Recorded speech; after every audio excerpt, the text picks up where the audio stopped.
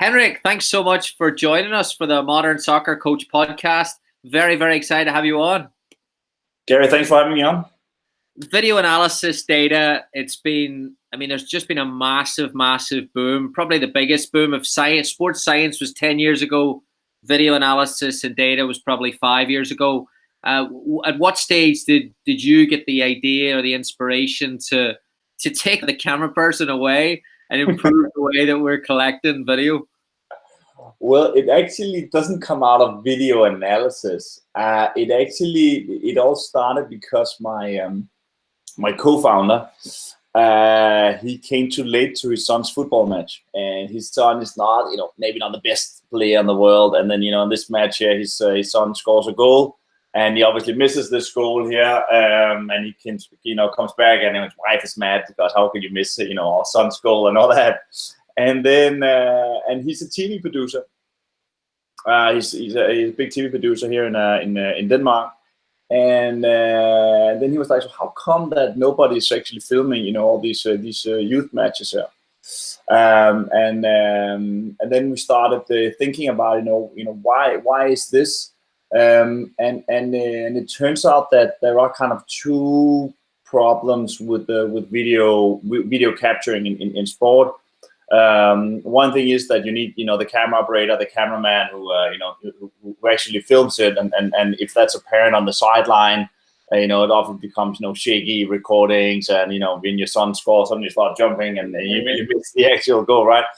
But one of the biggest problems is actually getting an elevated recording position.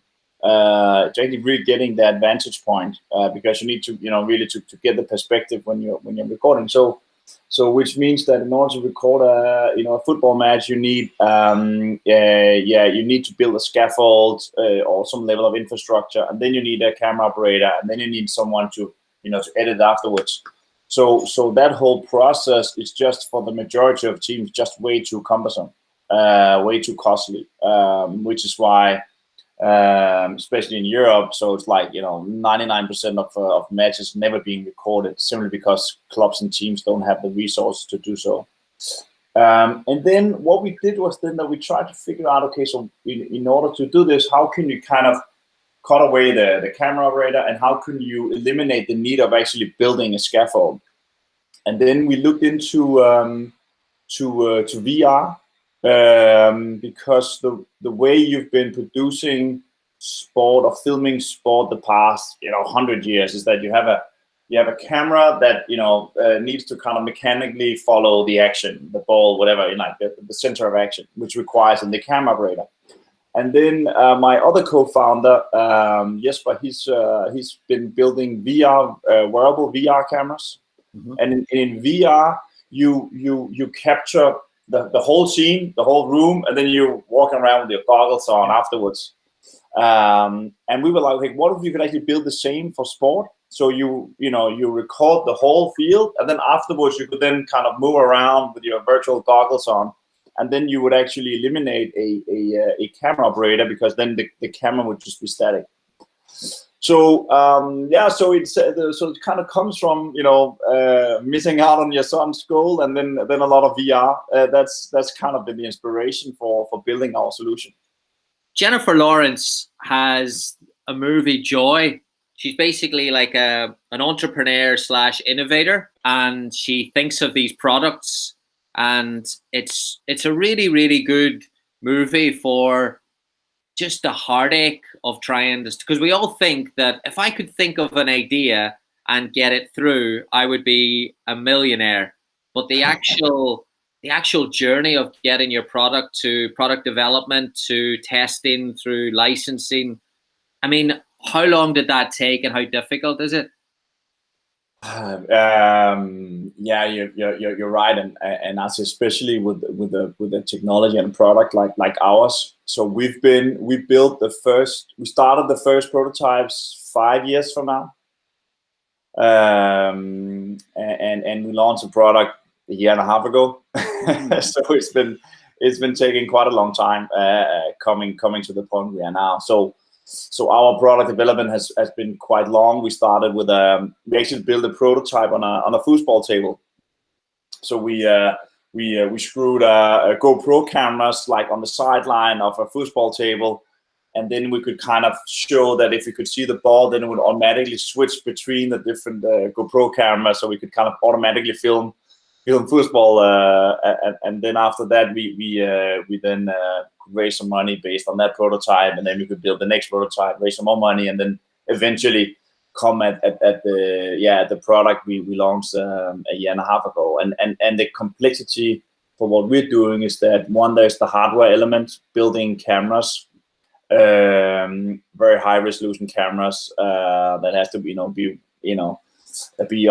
out outdoor, and then on top of that also the intelligence, so the AI that is able to actually understand how a camera produces things, how much zoom, how much panning, how actually to automatically produce a film based on this panoramic video. So it's been a research track both on the hardware side and also especially on the software side, which is two parallel tracks, but both obviously important in order to actually launch the product. So it's been taking quite a long time to get to the actually launch stage.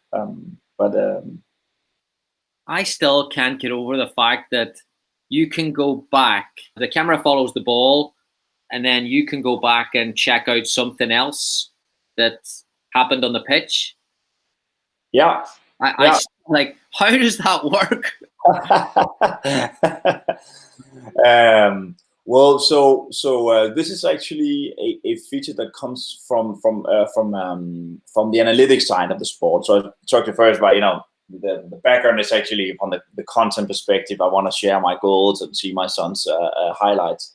But what we're learning from working with great analysts and coaches is that if you're a coach, then the area of the field where the ball is actually not always the most interesting part of the field, and certainly not the zoom and the panning. So if you're a TV producer, broadcasting Premier League, then you have one way of filming and zooming. But when you're the coach, you sometimes want to see a different perspective. Often you want to zoom more out to see more players. And sometimes you actually want to see, if there's a counter attack, you want to see how's my defense line positioned at this time. You want to see where the ball's on the other side. And when you're using normal camera operators, then everything that is outside the lens of the camera is lost forever, right? If you didn't film it, it happened, but you can never see it again. And with our technology, which consistent and so the way our technology works is that our camera films a 180-degree very high resolution panoramic video. So you place the camera on a tripod, which makes it super easy to kind of get to that elevated point I talked to you about before. And that camera sits there on the middle of the field and films 180 degrees. So it films the whole field, every player, everything at the same time. And then our software can then go in and understand where's the ball and where's kind of the center of action, and then automatically then zoom on those parts. But what we're actually capturing is the whole scene. So you can actually overtake the camera steering. So kind of instead of letting our AI focus on the ball, you can then actually manually direct the camera in every instance. So it's not the physical camera that moves, but it's the web player where you can navigate inside the footage, just like in VR, where when you're looking in one direction, you film it that way, and the other direction. So so think of it as a VR experience where you can control the virtual camera inside the football field. Fascinating.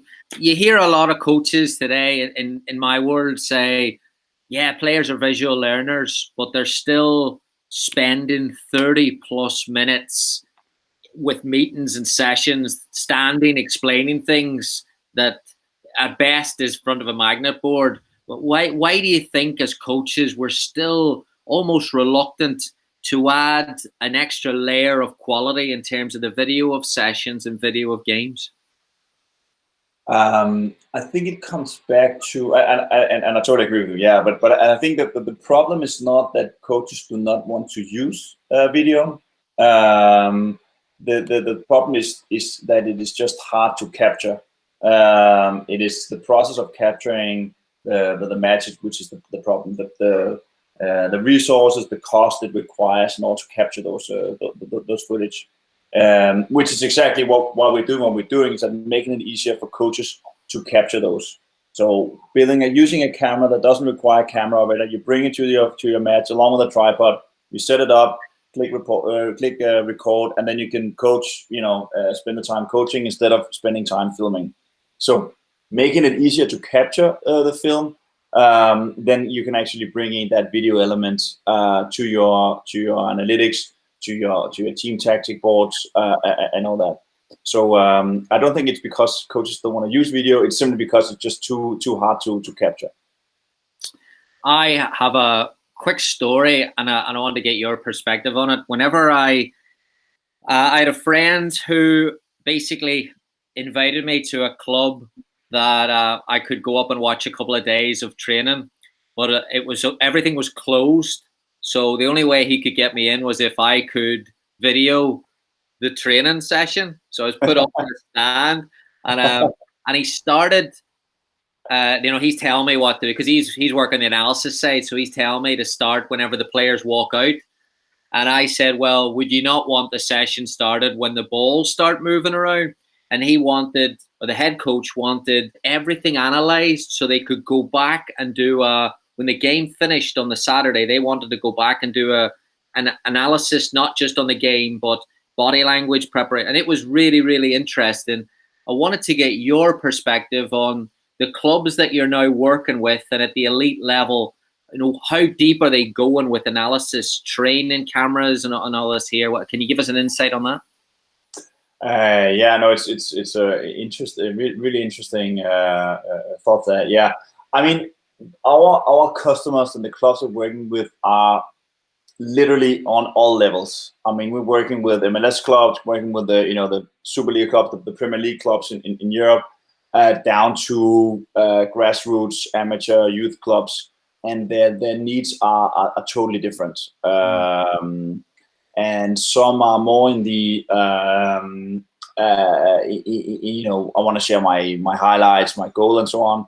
But on the professional level, it's like there are definitely coaches that are spending hours tagging down the footage and really putting in a lot of efforts on video analysis.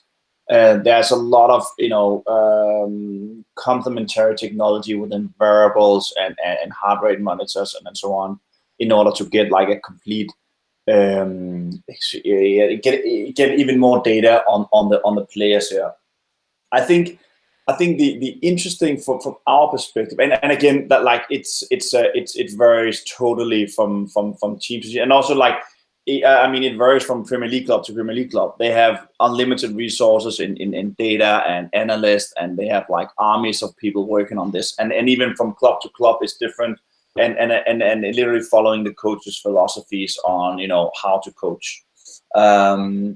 I think what we are focusing on is actually on the perspective that I think a lot of these, a lot of the professional clubs, they have enough resources to actually get all that data. And what we want to do is, how can we take technology that is only before possible for the professional teams and actually make that accessible for any team. Like, so 5 years ago, it was on a professional team using video. Now any team in the world can use video to develop their talent and win more matches. So we are very keen on, okay, what elements can we choose from how the professional have unlimited resources? Which one can we pick out and say, okay, these tools, that is exactly if you're a grassroots coach, which elements can you can you reuse? And I would say body language has not been a part of those yet, but it is definitely like there's there's so many kind of small things in how you tag up footage, how do you annotate it, how do you tell the stories, how do you surface those important moments, because players don't want to watch through 90 minutes. They want to like see those those clips where they're actually close to the ball. So we're definitely taking all the learnings from the professional teams, But our ambition is more like, the democratization. We want to make, technology accessible for everybody. We're seeing a growth in grassroots clubs that are starting, and youth clubs that are starting to video their games. Is that a trend that you've noticed in the past couple of years? Absolutely, yeah. And we want to be in the forefront. I mean, we want to push that. I mean, it's definitely that's kind of our mission, right? Our mission is to enable all teams around the world to capture their sport games. Because we can dive in more into that later on if you want to, but like there's so many aspects of video which is interesting. We've covered a bit of the the analytics side, but video can be used for so many other things, right? You've got a lot of fan engagement. You have how do you get exposure to your sponsors? How do you do recruitment, scouting? I mean, there's so many aspects which are super interesting that video can also do. And I think ultimately, it's going to be super interesting to see if we are actually able to kind of impact the economy of the grassroots youth sports. Today, economy in sport is super, you can say, and it's like the American economy, right? I mean, the top, 1 per mil have half of all the revenues. And it's the same in sport, right? You have the Premier League clubs who has, millions and millions of pounds. And then you have the Southern League clubs just below, which is 99% of the clubs, but they have half the revenues. So could video actually start changing that?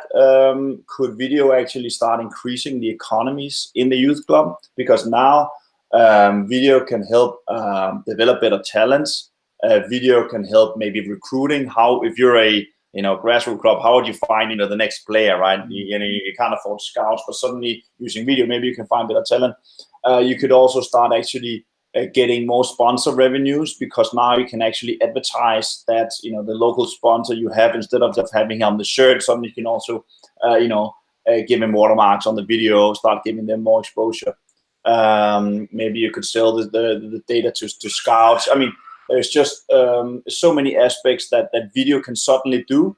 So we actually really interested in seeing, like, could we actually change the whole sporting economy so that there is more revenues in the youth and grassroots, and also can we then with that development also start, like, could we actually bring more exposure to the sport? Like, could we have more people participate in sport because there's more video? I mean, if you're 5 years old right now, you can either sit there and play Fortnite like your friends, or you can actually go down to your local club and start playing football. And the more kids sharing cool stuff they've done on the pitch, the more interest it brings to actually go out there and start doing a sport. So we think actually that using more technology, using more video, that we can make the sport better, and we can also make the sport bigger. And that's why I think focusing on the non-professional, call it that, it's just super interesting, because there's just a massive impact that you can actually do with technology. It's very interesting, because, and I'm sure you guys are sitting and thinking very hard about where current times, where this is going to drop. But I've never heard that. I think that's really interesting. What I initially thought was, what a great tool for education, educate parents. We complain so often that the parents don't, we want to play a certain way. Parents don't understand it.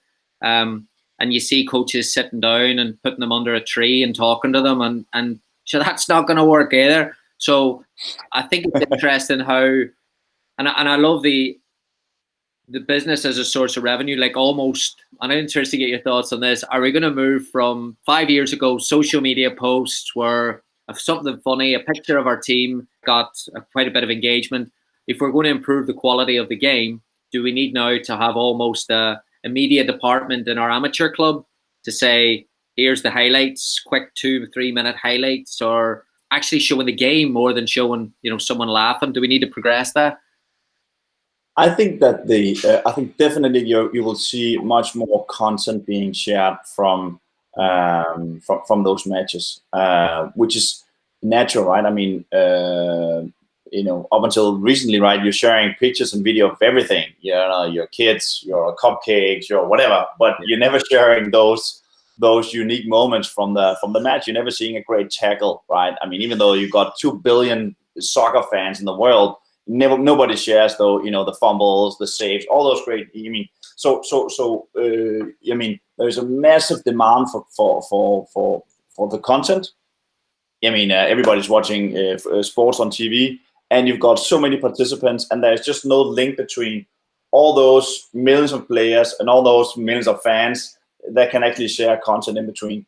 And again, it's the capturing which is the most important thing. So when you are giving the millions of players access to those unique moments, and maybe they need to have like a fire after the ball, or you need to be able to annotate it and do sort of a filtering. I mean, that will come, but actually giving the players that content, I think that's going to be the accelerating factor. So no, I don't think the clubs will need any social media department. I'm sure the players will do that for them.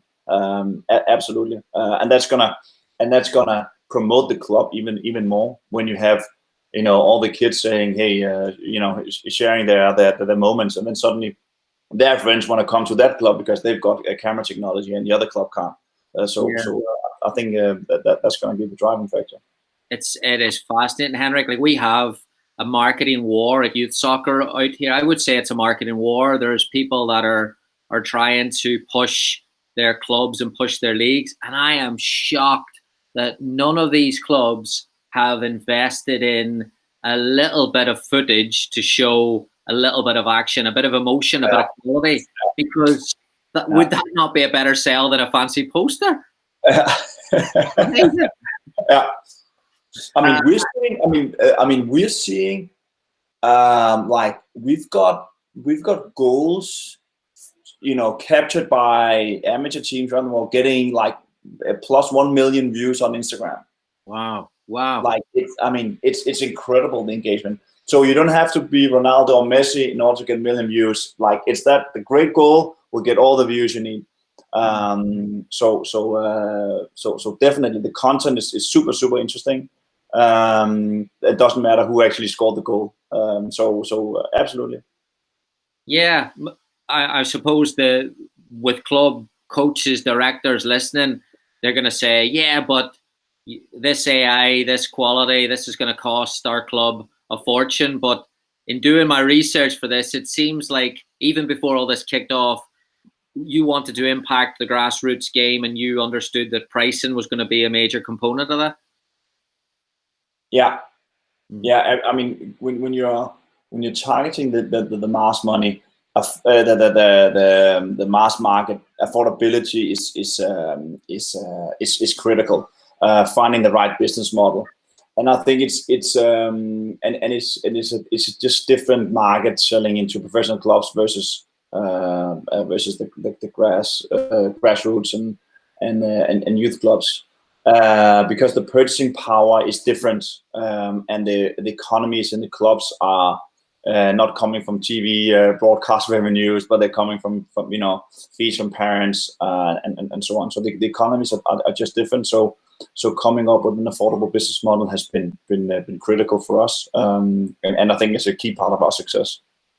You mentioned earlier about the coach being a little bit scared of the technology. Listen, I bought California Bakersfield. This is about 6 years ago. I bought a 6-month lease on a tripod.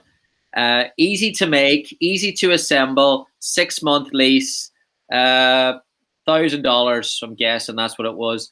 Henrik, for 2 hours I tried to set it up. I couldn't do it, and it sat in the shed for the rest of the season. I mean, please tell me that there's how I suppose are you educating once you get the coach the equipment? Do you help them deal with it, problems, issues, so forth? No, I mean, usability is. Before I said, affordability is key for our users, but of course also usability is critical. And our ambition has been from the start that, like, if you can operate a smartphone, you can operate a video camera. It has to be that easy, because if we are selling the camera to a club, but it's not the person we're selling it to who's using it, they're saying to a parent, saying, hey, could you bring the camera to the match and set it up and record it? So it has to be so easy that you can give it to any user and actually make it work. So we are invested a lot in manuals, in guides, and video guides. But actually, the technology is so intuitive that if you read the first 2 lines and the instructions, then you're pretty good to go. So we got tens of thousands of users recording. So we're proving that it's soccer mom proof. Yeah, the parents have got to be. I mean, with I suppose even now, again, with the current situation, you're going to have a group of parents that are going to have to put, especially in this country, put highlight reels together and put that in. I've been a college coach that has sat there, and I've seen some horrific quality videos. Again, usability, affordability, and then the quality of the picture as well. That was obviously a priority when you're putting all this together. Yeah. The first one, it has to be recorded. That's the most important. And secondly, you need to make sure the camera is pointed in the right direction. and if you have done those 2, then that is probably good enough. And I think the good thing about our technology is that you're making sure that you're capturing it, because as long as you bring the camera, you're there. And as with our, what I talked to you before about the virtual camera, that you always make sure that you always capture everything. And when it comes to recruitment, to colleges, we've got also a lot of customers in the UK, a lot of high schools, where when you're taking an exam in the UK, you need to show that on video.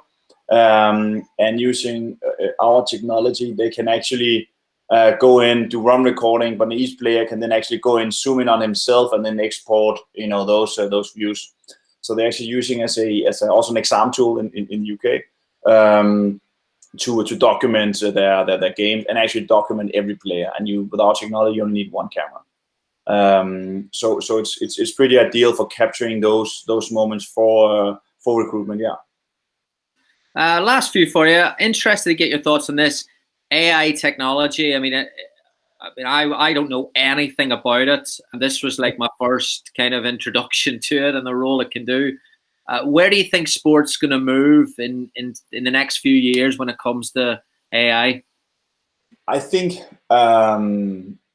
you've definitely seen a massive involvement of technology in sport recently. There's a lot of technology, and a part of that technology is AI. I think there's many companies that, as long as it's technology, then they also call it AI. It's not necessarily the same, although it's becoming a buzzword. But nonetheless, I think the interesting part is that in the professional segments, there's a massive investment in technology and in AI and in data. And I think the problem in the professional sport is, what the hell are we going to do with all that data? Because in soccer, there is not really that key metric that really shows who's going to win the match. Is it the expected goals? Is it passes? Is it, whatever distance covered? There's so many things you can measure, but whatever metric you have is not the key metric that shows you how to win matches. You can have, 10% ball possession and you're still going to win the match, or you're going to have whatever expected goals and you're still going to lose the match.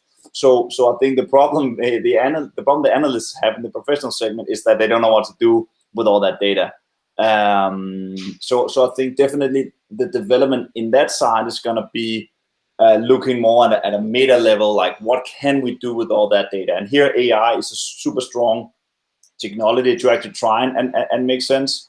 And I think elements like you mentioned, body language, like how can you actually figure out, is that player good? Maybe you're going to take some wearable data on, how much have we been running the past matches? Is he close to being fatigued? Will he be injured soon? There's so many aspects that you as a coach know, because you know the players, you've seen them in the dressing room, he's been the training, he's been a bit tired.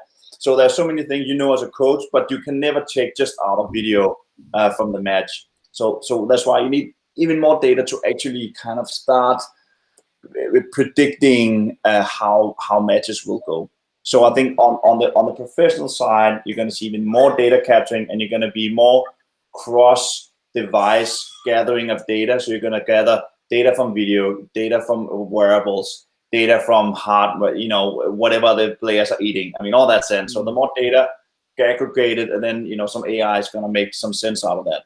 So that's on the professional side, and that's where you know, 95% of technology companies, they're focused on the professional side. On the other side, like on the mass market, on the, you know, on the high schools, on the youth clubs, on the grassroots, the technology development in that segment is still like in the Stone Age. Like, you know, when you go to an average club, if they have a whiteboard, you know, they're really high flying. You know what I mean? So I think it's still worrying that despite the technology there is in the professional segment, that in the youth segment, that's like just no technology used in that segment.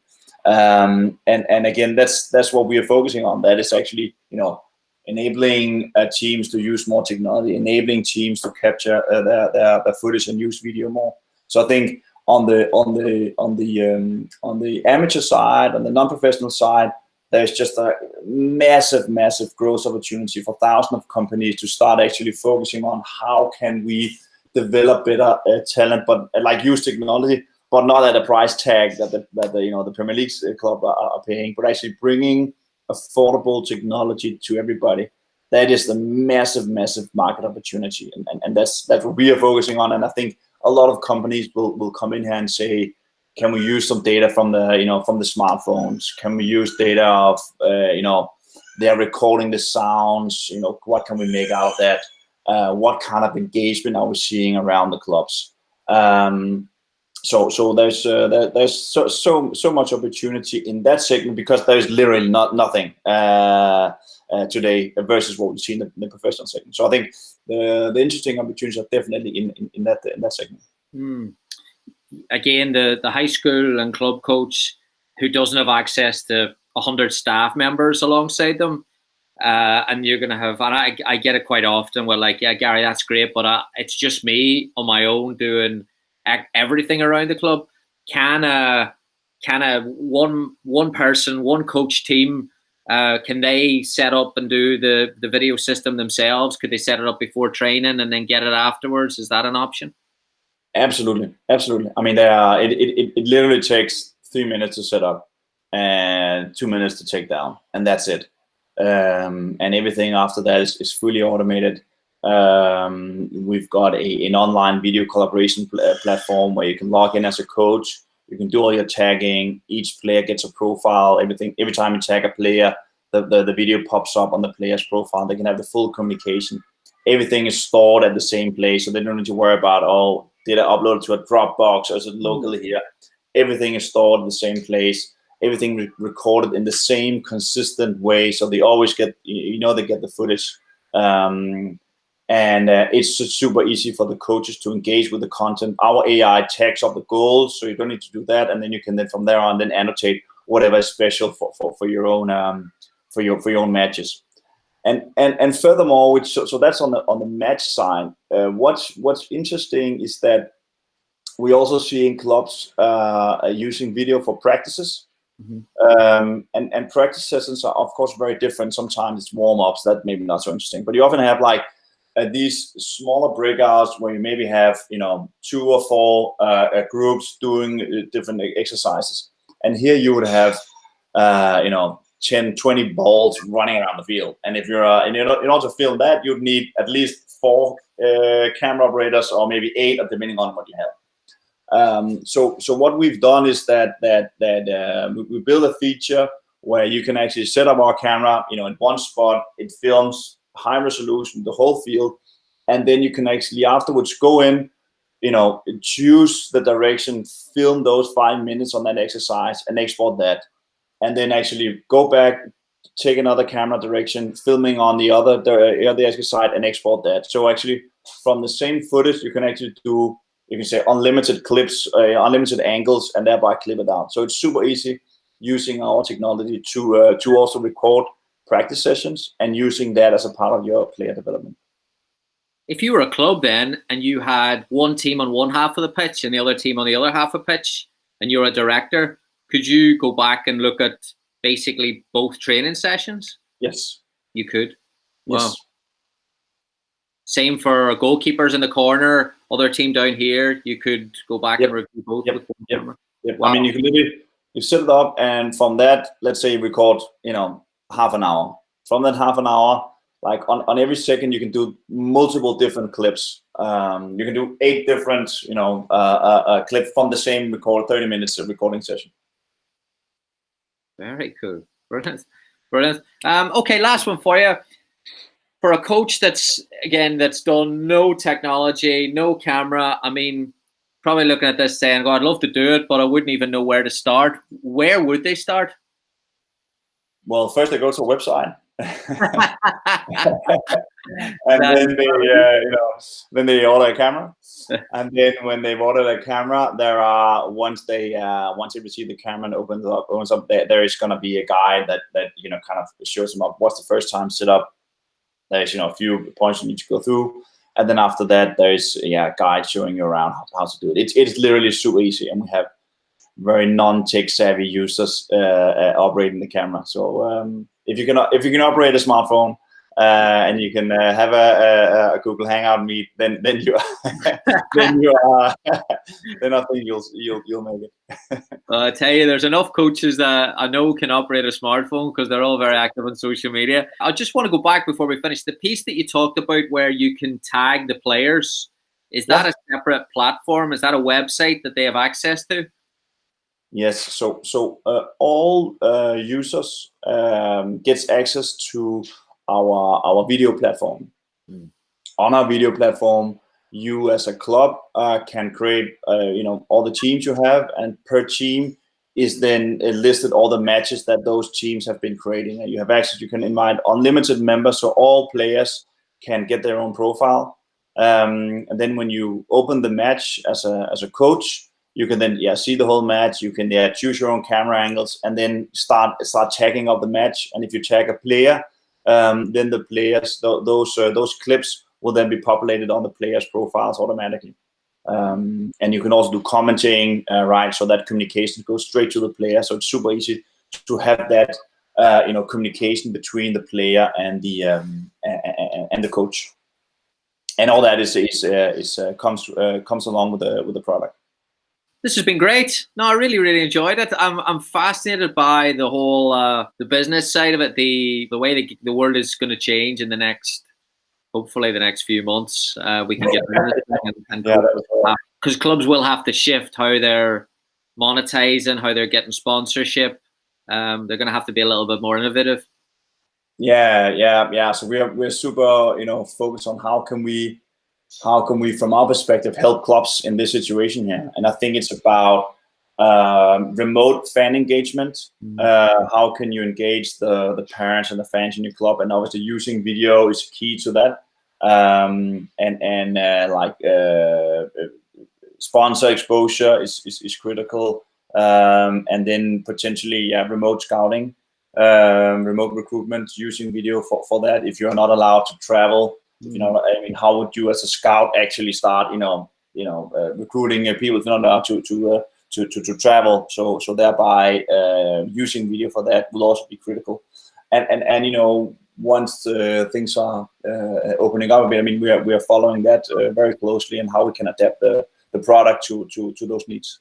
Well, I'm excited to be working with you guys. So this has been great. I've learned a lot, and I know there'll be a few coaches, hopefully a lot of coaches reaching out. So I really, really appreciate you coming on, Henrik. I know you're a busy man. Thanks. Yeah, thanks so much for having me.